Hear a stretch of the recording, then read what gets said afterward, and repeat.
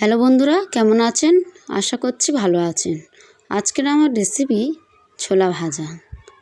এইভাবে অবশ্যই বানিয়ে দেখবেন, আশা করছি ভালো লাগবে। ভালো যদি লেগে থাকে অবশ্যই লাইক, শেয়ার, কমেন্ট করে পাশে থাকবেন। সাবস্ক্রাইব করে অল নোটিফিকেশান অন করে দেবেন ইউটিউব থেকে দেখলে।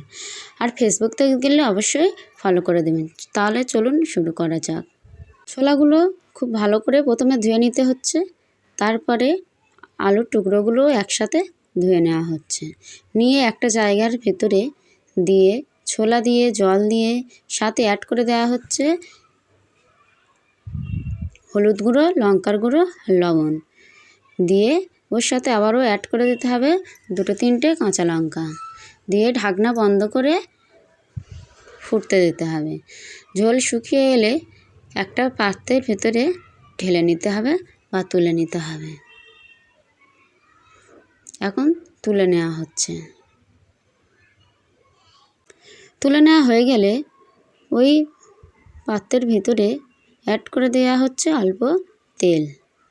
তেলটা খুব ভালো করে গরম হয়ে এলে ওর মধ্যে দিয়ে দেওয়া হচ্ছে ফোড়নে 5 ফোড়ন। কেউ চাইলে দিতে পারে, না চাইলে নাও দিতে পারে।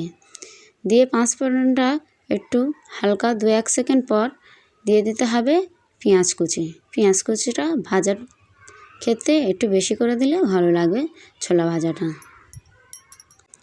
5 ফোড়ন আর পেঁয়াজটা খুব ভালো করে গোল্ডেন ব্রাউন করে ভেজে নেওয়া হচ্ছে। নিয়ে আগে থেকে সিদ্ধ করা ছোলাগুলো পেঁয়াজের সাথে খুব ভালো করে মিশিয়ে নেওয়া হচ্ছে।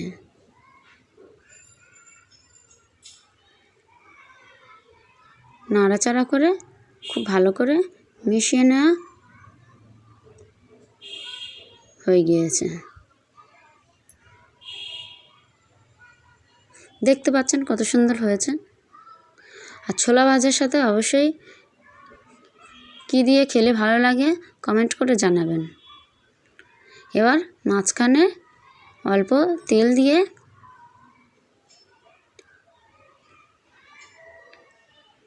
ওর মধ্যে দিয়ে দেওয়া হচ্ছে আদা রসুনের পেস্ট বা কেউ থেতো করা আদা বা রসুন দিয়ে দিতে পারে। দিয়ে খুব ভালো করে ছোলার সাথে মিশিয়ে নিলে একটা সুন্দর গন্ধ বেরোয়। এটা ছোলা ভাজার টেস্টটা আরও বেশি দ্বিগুণ করে দেয়। অবশ্যই এভাবে একবার বানিয়ে দেখবেন, আশা করছি ভালো লাগবে।